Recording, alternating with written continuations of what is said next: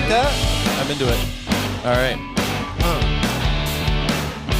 Okay, good morning, everyone. Welcome back to Beyond the Message, where we're talking about the sermon from Sunday. I am your host, Gordon. As always, I am joined by Pastor Luke and Pastor Josh. Hey. Welcome to the table. Look at this guy with the tan. We are so excited to have you. Oh, I'm so happy to be here, Gordon. Pastor Luke, our speaker from Sunday, we've got him as well, and also Pastor Carrie. Nice. If I can remember which camera to switch to. Carrie's such a deep thinker. Yes. That's great. Well, like I said, we are here. Pastor Luke, you spoke this Sunday on Sabbath rest, and it's great to have our speaker here with us. A restful topic. Did you guys have a restful couple days here since this last Sunday? Did the message impact you? Oh, so restful. I'm so rested. Nah, man, we worked. Yeah, work. Listen, we work, people. Yes. We don't just sit around and like read our Bibles and pray as staff. But I mean, right? you guys do that, right? We do that too. Well, we don't get paid to do that. Well, yeah, there's a lot of other things involved. Yeah. Pastor Pierre's like, I don't pay you to pray. Yeah. Like, you should pray because you love Jesus. Yeah. That is a fair point. That is a fair point. Yeah. Gordon's like, that's good because I give. And I... Yeah, you guys, no, I'm not going to say that. Anyway, but yeah, great message from Sunday. A good remembrance, I think. And, when we talk about Sabbath, Luke, I'm glad you spoke about it and, going through all those scriptures. It's so easy, I think, for us to kind of differentiate the Old Testament and the New Testament and kind of think Sabbath is an Old Testament thing and I don't have to do it. But like you mentioned in your message, Sabbath was made for us. God gave us the Sabbath to remind us to rest and rest in Him and rest with Him. And I think it's important that we recognize its importance. So I really appreciated that from your message. Especially in something I had never thought about, and maybe we can kind of start there, just how important it is. It is the fourth commandment, like you were saying, and it's right after everything about God and how important God is. The very first thing that He really calls on us to do ourselves is to rest and have Sabbath and remember who God is and what He's done for us. So how does that kind of impact you, Luke, or anybody at the table? How do you guys feel about the importance of Sabbath and how easy it might be to forget that importance or not even realize the importance, perhaps, for younger or newer Christians? Well, it was big for me in the study, realizing that is a bridge in the Ten Commandments from our relationship with God to our relationship with people. And Carrie, as a trained social worker, understands, and we as pastors that get to care for people and encourage people, like if you're sitting with somebody that's in a desperate situation or in need of hope and encouragement and you're empty and you don't really have anything to give except for like a bunch of smart words or a bunch of quotes that you read out of a book, there's no life in those words and it's actually not helpful. It's empty. So I think in a way, like we should not try to serve or even interact with people if we don't feel like we're full. Yeah. 100%. It's even interesting too, like a few years ago, I really studied the Sabbath, and it is everywhere in the Bible about consequences from violating the Sabbath. Like God is really serious about it. And Luke and I were having a conversation maybe a couple of weeks ago about how, and you mentioned this in your message, in Genesis, God actually created night then day. We live our lives day then night. And I wonder if He was trying to show us, like, even the importance of rest. You need to go into a day in order to be productive from a place of rest. And I remember reading, when we sleep, we are vulnerable, we are dependent, we put our entire trust in God. Mm-hmm. And that's the place that we're supposed to work out of. It's completely countercultural. And, this root of independence that we've been talking about for a few weeks rears its head when we are like, I cannot stop. And I don't think we consciously think it, but I know for me, when I'm stressed, I know what I need to do is like seek God and be transformed in his presence. But usually what I do is I double down and I try to control stuff. Mm-hmm. I'm like, I need to produce more. And I become a crazy person. Yeah, absolutely. I think when you talk about that creation, especially, and how much of that really is, I think, meant for us, because we think of God didn't need 6 days to create creation. He needs a not even a nanosecond, right? He's God. He could snap his fingers and create however much he wants. And does God even need rest, right? He's God. He shouldn't, I don't think, get tired of being God. I think that's kind of part of his character, is he is all powerful, all everything. And if he's, so I think a lot of creation in that story really is for us, like you were saying, of it is nights and days. And when we've talked about kind of the 3 parts of us, our mind, body, and spirit. So like you were saying, Carrie, night is where we rest our body, and there's ways to rest our mind, and Sabbath is really meant to rest our spirit and refill that spirit. Like you were saying, Luke, where if we're not rested spiritually, how can we provide anything to anyone else? Just like if you do physical work and you come to work exhausted physically, what are you going to do? You can't. You're tired. And same way spiritually. Josh, do you have any thoughts on this stuff? Yeah, I think the Sabbath is all throughout Scripture, which is pretty interesting. And the 6-day thing that you talked about, God could have done, I guess he could have gone Thanos on us and snapped. That would have been interesting. But he clearly created a rhythm for us to follow. Right. I think my favorite part about Sabbath in the Bible is that it was never meant to be done alone. And in Jewish culture, there was so much prep work that went into a Sabbath day that I find so fascinating, and rarely, if ever, take the time to actually prepare for my Sabbath. Mm-hmm. There's always food involved in the Jewish Sabbath. There's always a meal. There's always intentional family time. They basically pause their world on the Sabbath and create space, and they create time to be together. And I think that is so special. First of all, I love to cook, so I love a good meal. Yeah. Josh, you just got back from a week-long vacation with the family. Did it feel like an extended Sabbath? You and I were talking about the meals and the time at the ocean. What was that like? I mean, you feel disconnected from work for sure. So I guess in some ways it feels like a Sabbath, a vacation. Do you need a vacation to Sabbath? No. But I guess vacation can feel like a Sabbath. Yeah. That's really good. Do you think that some people are desperate for vacation because they're not in a healthy rhythm? Yeah, I think there's a healthy rhythm. I just think Sabbath, I separate Sabbath and rest. So I don't equate the two. I think you rest during your Sabbath, but Sabbath isn't meant for resting. I think it's intentionally pausing to see the people around you and to experience life in ways that add to you. Yeah. Is it restful? Yes.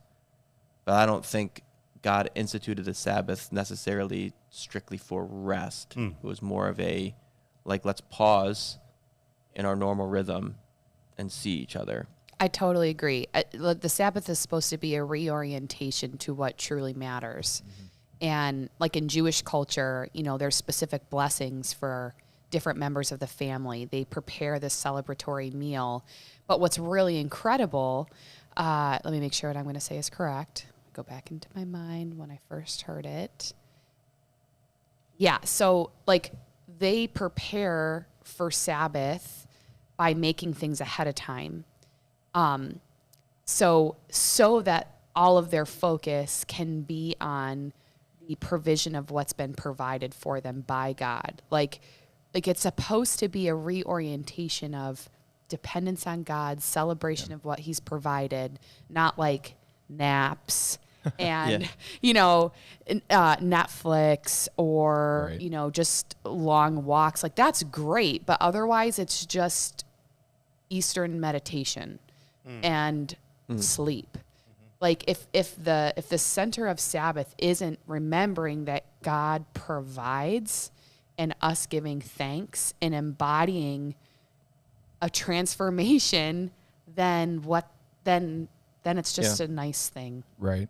Yeah, exactly. I think when we hear the word rest, Josh, like you were saying, we think taking a nap on the couch, forgetting the world exists, just kind of locking ourselves in a room and resting. And God means it, especially when talking about the Sabbath, it really is that spiritual rest. And we see that Jesus in Matthew chapter 11, verse 28 and 29, when he talks about rest, he says, "Come to me and I will give you rest." But he goes on to say that if we take his yoke, it doesn't mean that, and Luke, I like how you said it, it's an intermission. It's not, but not idleness. That doesn't mean it's idleness. Mm-hmm. It means we continue and we walk with him, but because we're abiding in him, he is giving rest to our souls just by that relationship with him, by that peace that we get through him. And so, and I think what a lot of people forget is that a yoke determines pace, but it also determines direction. Mm-hmm. So a lot of times we live a life of produce, and then escapism, because we're not actually walking in direction. And I was listening to this thing yesterday that Dave Ramsey was talking about, and he was reminding me that we have this weird thing in current culture where in order to fix problems, we do more. Right. Which makes zero sense. Like, oh, I'll just get an app for that. I need another app to organize all this other chaos. But if we would reorient ourselves with God to remember what's truly important, like it's okay to let some things go. It's okay to stop certain things. It doesn't mean stop everything, but it's an invitation to remember what's truly important. What's the direction? And I think a lot of times we focus so much on pace and we forget the Sabbath is supposed to reorient purpose, direction, intention, all that stuff. Yeah. I think that's a great point and something to think about. And it's kind of something we've talked about a lot in this series, especially of making space, just how counterculture the walk with Jesus really is and the call he puts on us. Because like you said, we live in a society, and Luke, you touched on your productivity problems. I don't have that problem that you have, Luke, so I can't relate too much. I have the opposite problem, but essentially that is what society wants, is how much are you doing for us? What are you giving to us? What are you doing? And if you're not doing something, you feel like a failure. But at the same time, God is saying, do what I want you to do.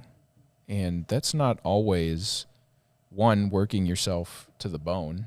It's not totally killing yourself for other people necessarily, especially in professional ideas. And sometimes it is, like you said, Carrie, fixing that direction, maybe even fixing the pace based on what we're doing and where we are spiritually, and really prioritizing. And that's what this whole series has been about, prioritizing our relationship with Christ, making space for him in the various ways. And I think every message that we've heard so far has been on different topics, because those are all the different ways that we make space for God. And we need to be doing all of them. We need to be having time alone in meditation, like we talked about last week. We need to be having times of Sabbath rest, and we can have that with our families. We can have that with other people. Luke, you mentioned having it while running. I think that's all valid, because it's really about just being with God. As long as God is with us and we're abiding in him in that time and really focusing on him and appreciating him and the things he's done for us, then we are Sabbathing in a sense. Well, Gordon, not to interrupt, but how do we, and I'd love to hear in particular from Josh, because he touched on this, how do we, even in this series, how do we guard against individualism and the slippery slope to self-importance? Yeah. It didn't really make the cut in my message, although I have tons of notes on it, is the obsession with self-care. It's important, but what it does is it makes ourself the idol. Yeah. Well, what's interesting is I'm preaching on contentment this weekend, and in Philippians, when Paul tells the church in Philippi, I've learned the secret of being content, and when the word that he uses for content there is actually it's an old pagan word that culture would have recognized as self-sufficiency. And so it's almost like a play on words. They were all striving for self-sufficiency, which is the human condition. We all want to be self-sufficient. We all want our true selves. We all want to find our true self. And so he says this phrase, I've learned to be content in every situation, whether I'm in need or have plenty. And he says, I've learned the secret of being content. And he says again, in every situation. And he says, I'm only content through him who gives me strength. I can do all of these things through he who gives me strength. And, the Christian, the follower of Jesus has used that as if your kid wants to be like an Olympic gymnastics person, you can do all things through Christ who strengthens you. No, what Paul is actually saying is like, I have found my self-sufficiency through he who gives me strength. It's almost like a play on words. Like you're all looking for self-sufficiency, but I've actually found it by denying myself and leaning into, the only one who can actually give me strength. And I think the center of the gospel is the fact that I've completely denied myself. I've tried all the things to make myself sufficient. I've tried independence. I've tried making this thing work on my own. And it's only been through self-denial, taking up my cross and following Jesus that I've actually been able to live life and life to the fullest, where I've actually been able to find sustained fulfillment in this life. And I think it's very interesting that Paul even uses, I found the secret to self-sufficiency. That is going to be such a good message. I can't wait to hear. Carrie, like you've worked hard over the years at making sure that you are well. How have you found the balance between I want to close it, like you talked about it last week, picking things out of the stream of your life and just analyzing maybe over-analyzing, but truly wanting to know, I don't want to see this in the stream again. Like, how do I care? How do I heal from past trauma? How do I see my blind spots? All those kinds of things. Yet you have the ability to be present in the moment with people. Well, I think a couple things, and I'm actually going to ask you a question because I want to hear from you, Luke. To me, it's all about intention. So at the beginning of every year, I reevaluate like my top values so that I can make better decisions for the future year. Because if things don't align with those values, I'm just not going to do them. And then I try to do like weekly Sabbath, quarterly, like just day retreat. Because as a people pleaser, I can get unwell very quickly.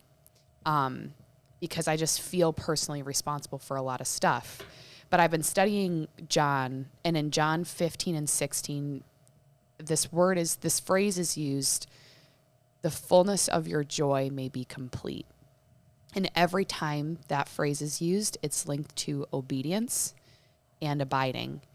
And I really have been challenged that my joy can only be complete, regardless of circumstance, when I'm obeying God, and that can only happen when I'm abiding in Christ. Mm-hmm. So to me, like the reason I care so much about Sabbath, and it's not self-care, it's like I have to shut out everything in order to hear God's voice. Mm. Otherwise, I will look like I'm doing all the right things on the outside to everybody else, but I will be resentful. Mm. It's a very short amount of time before I implode. And that's me as a single person. I'd actually love to hear from you guys because you have spouses, children. Luke, you've been pastoring for 15 years. Like, I would actually love to hear from you guys about what your journey's been like. What have you learned along the way? Both good and bad, Because selfishly, I'm entering into a season of marriage. And because you're engaged. Yeah, you are. Yeah, and the show doesn't know Carrie's engaged. Yeah, now, are you going to take Josh on your quarterly retreats to reevaluate your values? No. Because that's going to. Okay. So now that you're asking us the question, I just want you to know that your values now become his values. 100%. 100%. That'll be a fun argument. It's going to be really fun. It's already happening. Yeah, see, there you go. Right. It's good. Yeah. Yeah. No. Does he write down his values like you? Because I'm sure you've probably written them down in calligraphy. Okay. And I'm not making fun of Posters on the calligraphy. walls. No, we're very different in this way. I don't Well, want- everybody's got I don't want values. this to be about me. I asked a question, and I'd love But I to think you hear- said something very interesting when you said that at the beginning of the year you write down your values, because I think when people hear this, they're gonna be like, "Wow, I didn't even know I had values," and everybody does. Yes. All value things. The sad part is when values come by happenstance. Now, I just Yes. rolled into my values, so now I actually the things you value are actually like energy stealing things. But because you evaluate your values every year, you at least intentionally try not to fall into bad habits of bad values. Because it's harder for me, like when it starts slightly off course, but eventually it becomes so hard to course correct. And I read this book years ago called Own Your Life by Sally Clarkson. Highly recommend. And she talked about that was a practice that she put into place because she was watching all of her friends have these like midlife crises when she was, I think, maybe in her 20s. And she was like, oh, I don't want that to happen. And she was specifically talking about mothers because so much of your identity can go towards your children. And so, yeah. Yeah. My wife has actually done this year is after we had our third kid, which is crazy. It's irresponsible, to be honest with you. 3 is irresponsible, but you do it and you make it happen. But she's been doing, she calls them mental health walks because she values her mental health. So in the mornings, she did it today. I was supposed to be at work at 8:15, but she was on her mental health walk. And so now I'm having a mental health problem because I'm at home and I am like, no, it's good. I'm just going to be here and just wait for her to be done with her walk. And I just hope that she's enjoying it. I just hope it's a good walk today. So I got to work at 9, which was good. It was good. I was happy I did. And then, because I value work, is what I value. In fact, we've actually gone to marriage counseling about this several times because I value my work. I find value in it. My identity can tend to be wrapped up in it. She values the home and literally making the home. I don't. I'm glad she does. But like if I'm going to use something, I'll leave it out because it's not. You got to get to work. It's not a reflection on me.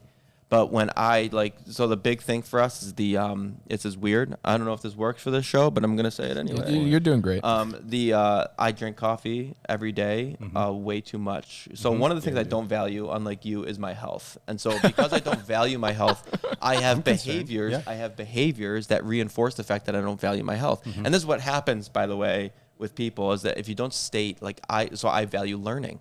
So I read like a maniac. Like I read, and I'll read about like history, like I'm reading. Anyway, she values the home. So half and half for me. I need my half and half, and so I'll take the little tab off and just leave it on the counter. And it's like this thing where she finds it, and it used to get her so mad. I've heard about this. Yeah, it used to get her so angry. Like, why can't you just throw it out? It's because I don't care. Like, But isn't your garbage right right next to there? the, It's No, almost more work to take it off. I and put it on the counter sympathize. And I sympathize with this. I will wash my hands, and then my mom. This was just what we did. When you dry your hands with a paper towel, because it was clean. Yeah. You leave the paper towel out, it. because then if you want to wipe the counter or something, you have a paper you got towel. paper towel there. And my wife, Yeah. same thing. She's like, she will show them to me. She's like, do you see this on the counter? It's Yeah. like, yeah, it's purposeful. They're Yeah. everywhere. It's like you're I've got a walking stash over the everywhere in the shoes. house. Yeah, you're walking over the Of shoes. that you've left. half-used paper towel. I'll put Yeah. I 3 take my feet shoes off. from a trash can Yeah. at every location. Take my shoes off in the kitchen. Right, wherever Why you are are. you doing that? I don't know how I'm friends with you two. It's Hey, because that's when I remembered. Insane. That's I when go I on mental remembered. health walk with Esther. Yeah, that's why. See, it helps. You're running an Ironman. She does mental health walks, and everybody's happy. Yeah. So I'm getting better. This is why we get along really well. It is true because I am. I was gonna say I am Nope. your wife, but that would have not. That wouldn't have. That Edit wouldn't that out. have Oh, been- boy. that That's a whole wouldn't have nother worked. podcast Yeah, series. it's a whole series of things. What were you asking us though? 'Cause I was asking, as parents and spouses, how do you implement Sabbath and intention? yeah. Because it's not just you. You're carrying a household. So yeah, one of the things my dad told me when I was early 20s, we just got married. I was 24, I think, when I got married, and I was working at a different church, and it wasn't as busy, but I was making it busy because that's how I am, because I get my value in my work. And we were talking about life-work balance, and my dad was like, pause. He's like, you will never find a balance, so stop trying to find a balance. Yeah. You need to figure out how to make this thing work. Like, you try to find ways. You're going to cheat something, so figure out what you're going to cheat. And so for our family, we have intentionally created times where, so like family dinners for us are very important. When Wes was a baby, he would sit at the table with us and we would have family dinner. Now we have 3, again, irresponsible, but we have 3 children. I recommend 3, to be honest with you. I'm just kidding. 3's great. Luke I'm would just agree. kidding. 3 is great. 3 is great because Jordan's our easiest baby. But we have family dinners. And do we take a day to Sabbath? We probably should. When we probably should, but we don't. So we have family dinners. We try to take Fridays our family day. My wife is extremely she would have been good in the military because she's extremely Friday is family day and Saturday is cleaning day. And so we all clean on Saturdays. And Wes, Chloe, and I, we freak out on Saturdays. But that's what we do. But Friday's family day. And so we try to do intentional family things. So whether it's going to the Strong Museum or doing something, going to a park or going on a nature walk, which I just love. We do that on nature. Fridays. I just love to look at trees, Yeah, for those of you that don't know, Josh, he really, I just he love to be around dislikes things it. that don't talk back. It's like one of those things, like, why would I want to be around other human beings that can add to me? And Yeah, this is all sarcasm. Yeah. Yeah. Okay. Anyway. Just for I'm clarity. reminded again the miracle our friendship is. Yeah. You are very different. Yeah. So for me, can you restate the question? Yes. How do you, as a Am I talking too much? Josh, you're doing No, great. no, I it's- love it. In my mind, this I is a was so long-form invested, I forgot the podcast. question. Yeah. how do you, as a husband? Well, let me make this applicable to all genders. Spouse and parent Yep. keep a rhythm of Sabbath and your intentions when you've got family intentions also. The right answer is always Jesus. Sure. Yeah. But think about it. Jesus was oftentimes exhausted. It actually says that in Scripture. And what would he do? He would steal away time. It was early in the morning or it was late in the evening. What I've learned as a spouse and as a father, as a busy person, again, addicted to work, maybe that's why we're friends, Probably. is I have to sacrifice. So for me right now in this season of life, I sacrifice couch time in the evening because I know what I'm going to get in the morning by waking up early is far more valuable to my soul and in turn to every human I interact with throughout the day than sitting on the couch and watching a show or two. Now, I love to sit on the couch and watch a show or two. It's one of Hannah and I's favorite things to do. Yeah. But I have chosen, probably in the last 2 years, to go to bed because I need to get up in the morning, because I need my alone time. I need my exercise because I'm a better human as a result of it. And it's a rhythm that works for me and how God created me.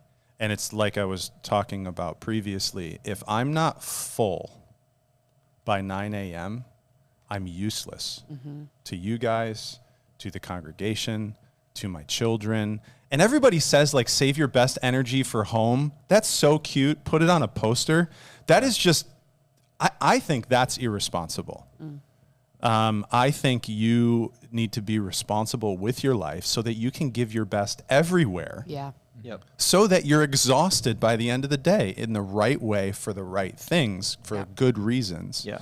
So that you can fill yourself up again. Yeah, I think that's a good thing to remember too, because we're talking about priorities and what are you prioritizing and what is important. And I think that's a key question, not just to answer because we have the answer. It's a key thing to know. What's most important is our souls, our spirit, our relationship with God. My favorite book of the Bible is Ecclesiastes because I am that kind of person where no matter what I do with my day and my life, it feels pointless and meaningless because I'm going to be dead soon and the world is going to forget about me. And that is the whole point of Ecclesiastes. Gordon, I want to come give you a hug, Hang on. buddy. No, All right, I'm keep fine. going. I'm emotionally in a good spot. That's Okay. not, but Are you a 4 on the Enneagram? I don't know. I'm a something on the Enneagram. I took it. He's like, you Alright. tell me, because Yeah. yeah. But the point is, and the whole point of that book is, it's Solomon, who is the richest, wisest, grandest person to ever live. And he's sitting there saying, I have everything I could ever want, and I feel empty inside. And I've felt empty inside. And it's because I walked away from God, and I left God. And we have eternity in our hearts, and God put that there because he wants relationship with us. And for everybody listening, this is such a key point to know, and it's a struggle because, like we're talking about here, we want to be good at work, or we want to be good with our family, or whatever secondary thing, we let that become our identity almost. Like I find value out of work. But the whole message of Jesus is nothing you do at all matters, because it's not enough. You will never be enough. You can never do enough. You will always fall short of the kingdom of God. And that he calls us to him because it's his grace, and it's our walk with him, and it's the value he sees in us, not because of what we do, but because of who we are. We are his creation, and we are his children, and he loves us. Now, that's a struggle. I know I'm making it sound easy. I struggle with this. I'm sure you three struggle with this too. But that's got to be the key thing that we have to find a way to know. And then when we know that, that's when Sabbath, we realize how important Sabbath is, because Sabbath this is the time where I reflect on that. I refocus myself. And I forget who said it, but I completely agree. I don't think Sabbath is a day anymore. I think it was for the Jewish people, Luke, like you were saying in your sermon. You know, they had to have rules to enforce the rules because we're so bad at keeping up with things, and they were under the law, and that's just kind of how their culture and society worked. But Jesus came and changed all that. We have a relationship with him. We have his spirit in us, and we can Sabbath during the day or at night or family time, and it can look different for different people because it's not it's just time with God and remembering God and really refocusing on that he is our priority and he needs to be our number one. And then through him, we can go to work and do things, do great. And Luke, I like what you said about that, yeah, we should be our best self everywhere because our best self is being Christ-like. And Jesus worked constantly. Totally. And I don't think we're supposed to I don't think we're supposed to cheat anywhere. Mm-hmm. Right. You know, like we're supposed to, you know, and that's a hard balance, even as I'm saying it, because it's not about perfection, but it's also not about, you know, I'm going to give everything here and I'm going to give not as much, like not my best, which I know is required here.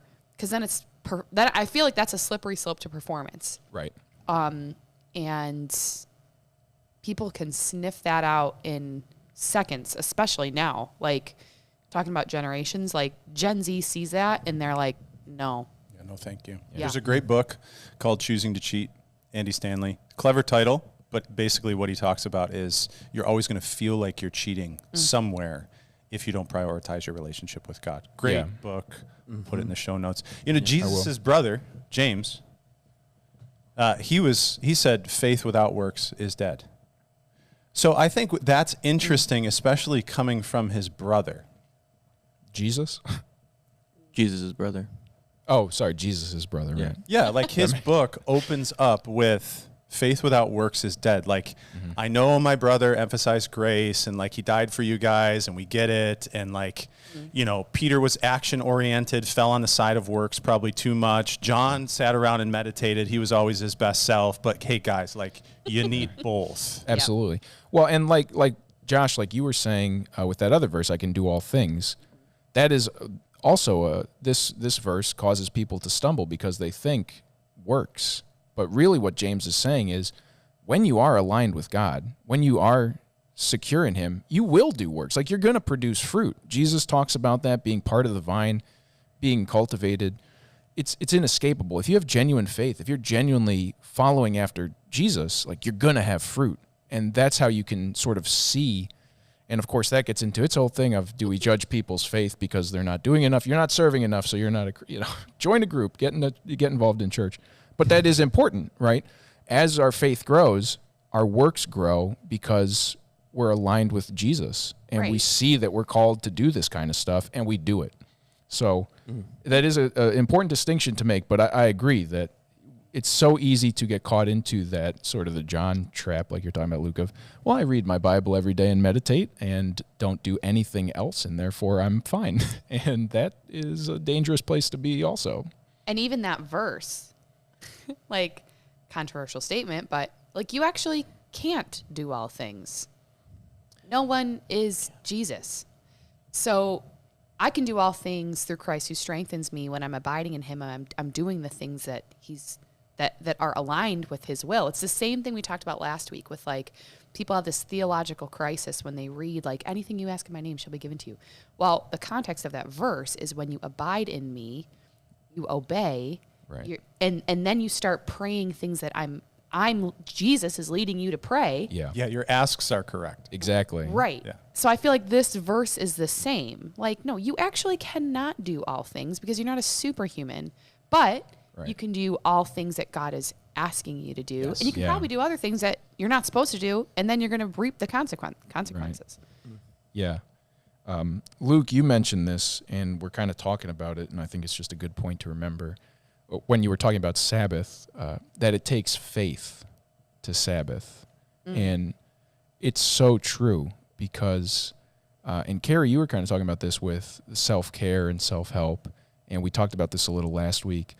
It is kind of a slippery slope to go from what Jesus tells us to do to kind of how the world takes that and twists it a little bit, because we say rest, and the world says, well, take your time, oh yeah, you can watch Netflix, you can, treat yourself or whatever. You earned it. You deserve it. And it's just so subtle. But if we don't have that faith guiding us, same with meditating. Meditation, non-Christian meditation, I'm sure helps a lot of people because the core principle is there of sort of calming yourself down and breathing and whatever else. I'm not an expert on the field, but without that faith, we're not resting our spirit, and we're ignoring an entire sector of our being, an entire piece of our being. And without that faith, we can't avoid that disintegration that we were talking about last week, because Christ is the center of our lives. It should be, and that's what we've been saying this whole time. And so, without that faith, we're not coming to the event with the right mindset, with the right focus, with the right whatever you want to call it. I don't know. What do you guys have any thoughts on that? Carrie talked about sleep, and you said something like, you're most vulnerable when you're sleeping and things like that. Like, in a lot of ways, every person that chooses to sleep has faith. Like, I mean, your body forces you to do that eventually, but it is a faith-filled action to go to sleep because you are so vulnerable. I think again, I think you guys are similar to this. When you're preparing a message, you just get a lot, and then you try to figure out what makes the cut. And as I was studying for Sabbath, the analogy of sleep came to mind, because in the sleep science is not a fad. Like, there is tangible scientific evidence at the importance of quality sleep, the right amount of sleep and the right quality of sleep. And somebody can correct me in the comments, but I think it's something like your brain repairs itself 10 times faster during sleep.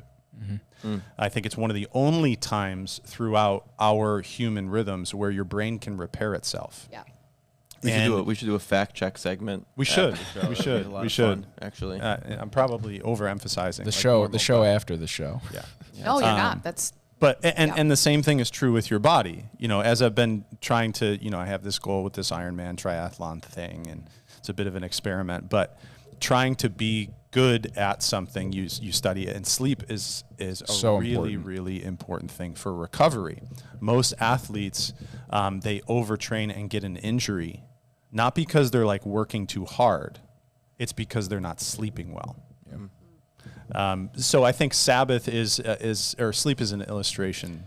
It's interesting that you're doing an Iron Man as an experiment. I added cocoa to a Swiss roll as an experiment. How did it go? It worked out.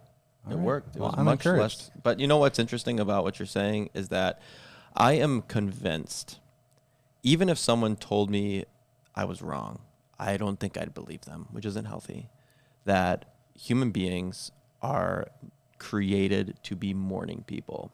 Like, I am convinced. Because if you're at your, like, peak performance, like, as a human, if you're at, like, peak health, peak performance, you're probably getting 8 or 9 hours of sleep. Mm-hmm. Which means you're going to bed at probably 9:30, 10 max, like latest. Then you're waking up at probably 6 or 7 a.m. And like, you are a morning person. I think we're created to like be awake in the morning, like the night and the day. Like, we're created to sleep at night. I don't think I've ever met someone who goes to bed consistently at like between 12 or even 11 p.m. and 1 a.m. I've never met someone who does that consistently and is like enjoying A life. vibrant person. Just vibrant and happy. Like, I get my best work done at 9 p.m. It's like, well, that's because you're unhealthy. Well, or that's- because you just woke up. Yeah. Right. And that's even evolution. Like, that's Evolution. Careful, Yeah, Carrie. come on, let's go. That, Gee whiz, that, gang. That just makes sense, right? So we Yes. have electricity, but electricity did not exist for the No, majority of the it creation didn't. of the world. So people did not have the choice. Like, they were woken up by the sun, Yep. and you could not be productive at night unless you had fires everywhere, which is probably dangerous because people lived in huts. And they burn their house down. Exactly. So you were You were on a farming dependent- calendar. Yes. Yes. Daily and seasonally, you were on a Yes. farming Which is calendar. why we have daylight savings time, which, by the way, also abolish. Thank you. Secondly, Not a political show. but- Farmers Oh. might disagree with you, but No. I didn't mean to abolish it. I meant maybe we could consider rethinking it. Man, But, I mean- our farmer listening. We're making some crew- strong huge.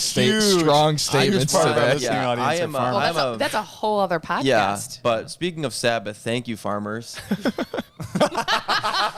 Okay. Well, you can send your letters to you can Josh email at me. the Father's house. I will come and help you. I saw you dig out a potato once. And Yep. Did it. Well, I mean, I stood there and watched. It was The a guy moment. That's true. He dug it. Yeah, the farmer dug the potato. I wasn't going to get my fingernails Farmer. dirty. What was his name? I don't know. John. Farmer John. Yeah, his name was John for sure. Okay. All right. So- So, Earl. Wait, Earl. What? Farmer- Carrie, come on. Earl? all right. So Dwight Schrute? trying to get us back on track as We're- we are kind of winding down here towards the let's end. wrap it up here. I do want to kind of touch on the last point is just, Luke, what you were saying on Sunday about, and kind of the main focus towards the end of your message on this idea of settling into the Sabbath, and just how important that is too, that this is not something to be a 5-minute break on your calendar. You know, it's not something to say, okay, am I done yet? Are we done yet? And there's a lot of people like that just in the day-to-day. They're always looking, okay, how long do I have to do this? Because I got to go do this next thing. I got to go do this. Have we done this enough? Can I move on? And that is inherently, you're not resting, because that's anxiety. You're anxious to already be done with it. And it really is, and it gets back to what we've been talking about. And if we have this priority, then that anxiety will leave, because you realize that what you're doing is important, and it may feel like you're doing nothing because you're not doing something, you're not working or producing something, but you're filling up your soul and your spirit. And if you're not, how can you then go produce things, which we've all been saying today? So I think that's just kind of a good, and we can kind of end on this sort of last question. We've sort of talked about it a bit, but just being mindful that finding that rest, it does look different for everybody. And the key is just, are you with God? Are you being reminded of God? Are you walking with God? This is a book that I really enjoy. It's kind of applicable here. It's not really about Sabbath, but it's called The Agape Road. It was written by Bob Mumford. He's an older, I think it was back in the 50s, pastor. But the whole point is, are we walking on the path with God? Or are we? And he talks about how our own nature, God wants us on this sort of straightforward path, but our own nature always wants us to turn back towards ourselves and to that selfishness. And it's all about kind of making sure you're on that path with Jesus. And Sabbath plays into it. Really, this whole series plays into it. I think it's a great kind of companion piece to this series as a whole, because it's asking that question. It's making us look at our own walks and saying, am I making room for God? Am I making him my priority? Am I finding my identity in him? Or am I finding it in myself and feeding myself? Yeah, there's a moment, the Hebrew word for rest in those passages in regards to the Sabbath is that nuach. It means to settle. And we've all been in situations, and I think one of the best examples is like a meal with great friends. Josh, you were talking about this. There's a moment, you know what I mean? It's like the dinner's over, like we've done the things. And you just physically cannot get up from the table. Well, yeah, I overeat. But like you don't want to. Right. Because you're settled in. And that's such a wonderful feeling. It's very unique, and I think it's more and more rare. One of the reasons that I go on a run is I don't like running with my phone. It's just awkward and uncomfortable. So there's zero distractions, zero notifications, zero times that my phone beeps. And so it helps me with the ability to settle. Does Esther bring her phone on her mental health walks? If she brings her phone, she did today because she texted me. Let me know she's on her way back. I think she might listen to music while she walks. But Esther barely has her phone with her, so it's like a gift from God when she's out with her phone. So, yeah, it's one of those things. Yeah, she's really not attached to her phone at all. Whenever I try to jealous call of her. Esther, I always then immediately call Josh. Because she never knows answers. I will answer. And, yeah, it's great. When Josh was away on vacation, I realized I got his voicemail for the first time ever. Yes. I'm so proud of you. There's another thing. If you get my voicemail, you will not get a call back. That's another thing. You So should change your it voicemail greeting. Yeah, to like, hey, send me a text. Hey, I'll Thanks never for calling. listen to Send this. me a text. I'm going to miss this. You should see how unorganized I am. How do you settle? How do I settle? Like, what is the easiest action or environment where you like? I love having friends over, which is why COVID really sucked. I love having friends over, and I love cooking. I just do. When people can enjoy food around me and with me, I think I'm at my like peak happiness. So yeah, I would say that is how I settle. Give me something good to cook or to grill. Yeah. Slowly getting into baking, which is new. Love it. The cocoa. Yeah. The cocoa. Carrie, how about you?